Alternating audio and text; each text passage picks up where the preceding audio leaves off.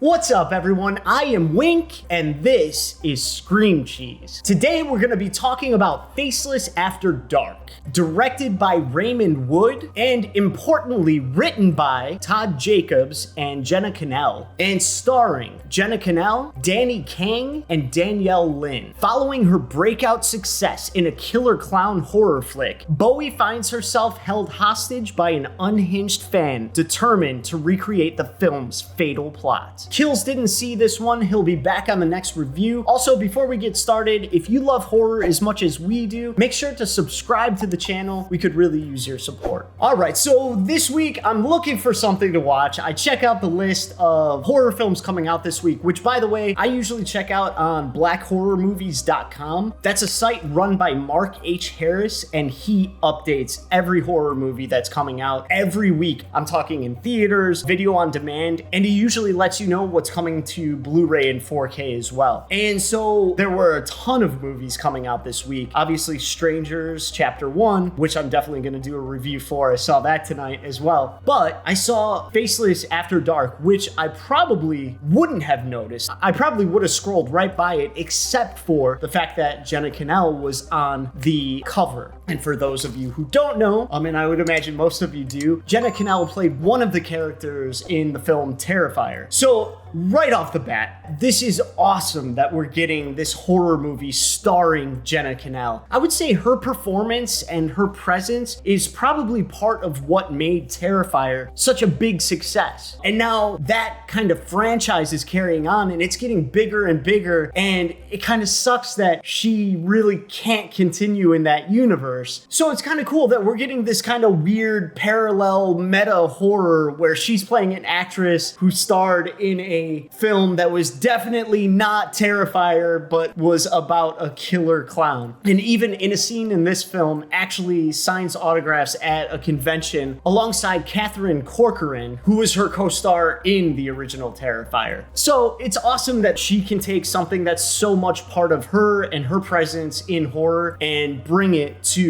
something brand new. So right off the bat, I would say Jenna Kanell's performance in this movie is fantastic. She is somebody that is very talented. She's also super unique and really compelling. So it's awesome to see her get this chance to be the lead again in a horror film. Obviously, it's kind of her own undertaking as she's a writer. She's even billed as a producer on the film. But yeah, her performance is really awesome. She is strong and she's vulnerable. She's going through a whole lot in the film, and it's all very believable. You really feel for her in her career and in her relationship, and then in the crazy events that proceed in the film. So once this film actually takes off and we're getting into the main plot, what we kind of read in the summary and what I read before I actually watched this film, I was really ready for a pretty traditional slasher film. It's obviously low budget, and so I wasn't expecting anything more out of it. And I actually broke the film into two viewings. Like, I bought it last night, watched a little bit of it. I had to get ready for bed, and then I watched the rest today. But there was a point at which, when I stopped, I had to ask myself, like, how is the entire runtime going to be taken over by kind of this 1v1 crazed fan hostage scenario? I was ready for it, but then there's kind of an incident where I stopped and I realized this actually might go a different direction. I started getting ready for bed and I'm thinking about it, and I'm excited to watch it tomorrow, but I'm thinking to myself, you know what? It could go a different direction, but certainly it's not. This is a low budget film. They're just gonna go the traditional route, just enjoy it for what it is. And lo and behold, when I got the movie started again today, they did do something different. I was pleasantly surprised. This is not the same kind of murder by numbers slasher film. They are trying to do something a little bit different here, and I was completely on board. I definitely don't want to give too much away in that respect. I feel like I really enjoyed the movie because I hadn't really had it spoiled for myself, and I would want you to go into the film the same way. I would say as they're building up Bowie, Jenna Kanell's character, as they're building up who she is and kind of the troubles she's having, they show through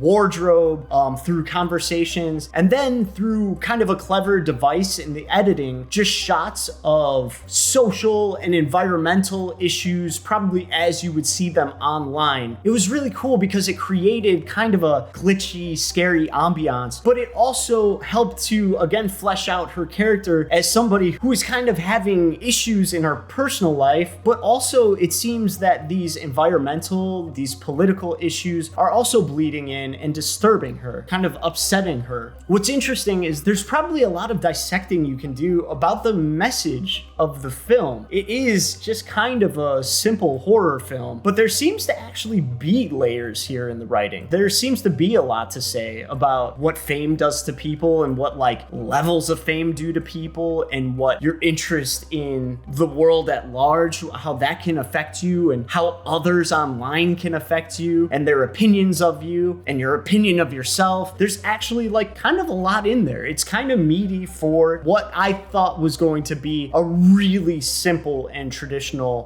slasher film. I do want to point out there's this scene probably in the back half of the film with Danny Kane's character Ryan that really blew me away. The scene, if I'm reading it right, totally hinges on his character, Ryan, totally misreading the scene. And he even, at the end of the scene, misreads the scene so much that he has one last line. I don't even know how to describe this without giving away kind of the scene and the plot. But I will say it was just such a really awesome acting moment from this guy. There's so much subtle performance that you have to give to make this moment work, and he really does a phenomenal job of it. I feel like a lot of people would overplay it, and he managed to stay understated. So yeah, kudos to him and his performance. Throughout the film, it's all very violent, but there are a few moments of levity where Jenna Kanell is kind of funny. But I would say in the last act of the film, it actually gets like a little bit kind of black comedy funny, which I don't think the rest of the movie really did. While there are comedic moments, all of a sudden the tone really feels like it shifts in the final act. I don't think it's bad per se, but I feel like it would be better if that tone matched the rest of the film, or if they kind of just stuck with the tone they had. I don't even know if it was on purpose or if it was just something that I kind of perceived. But I will say also in that like last part of the film, there is use of like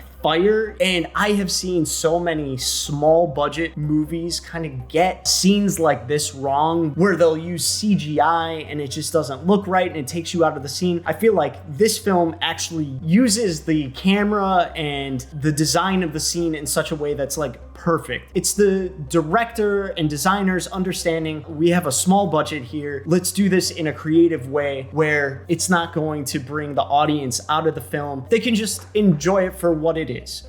We don't have to see every single little thing. I would say that the violence in the film was cool. So some of it was really brutal, but some of it didn't play very realistically, even though I think they were trying to. I feel like a lot of this comes down to kind of budget restraints and makeup being able to work with camera in such a way where it all can work together. It worked well enough, but it wasn't the best that it could be. I think towards the end of the film, Jenna has an amazing scene, which is almost completely non-verbal. It was kind of almost reminiscent of of another movie. If you've seen the movie, guess which movie I would be referring to, but something that came out in the last couple of years. But I think it was a pretty amazing moment that she has in the end of the film there. Also, there is an awesome line about thinking they would push you off the cliff, so you jumped. I feel like that was a perfect description. When it comes down, this was a really enjoyable film for me. I felt a lot of the tension. The violence was cool. Jenna Kanell's performance was awesome. I think there is an appetite for her in roles like these, and I'm glad that she felt confident enough to write herself that role and make the film. And it even feels like she did some exploration of her feelings and took out some of her frustrations with the world and with film or with acting and kind of took them out on the page and made a movie out of it,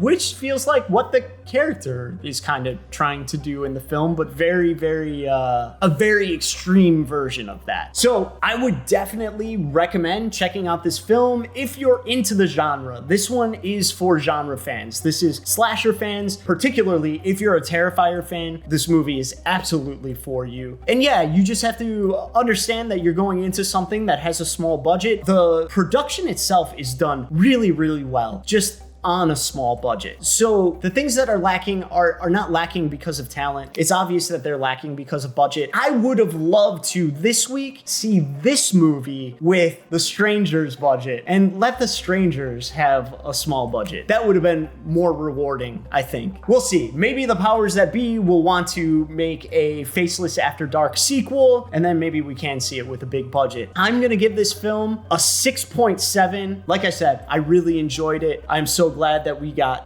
this kind of meta slasher weird combination film from Jenna Kanell. Like I said, it is definitely for genre fans. It feels a little bit low budget, but definitely worth the ride. Let me know what you thought of Faceless After Dark. Also, let me know of any other horror movies that I need to see in the comment section below, and make sure to like the video, subscribe to the channel, and we will see you next time. Peace out, cheesers.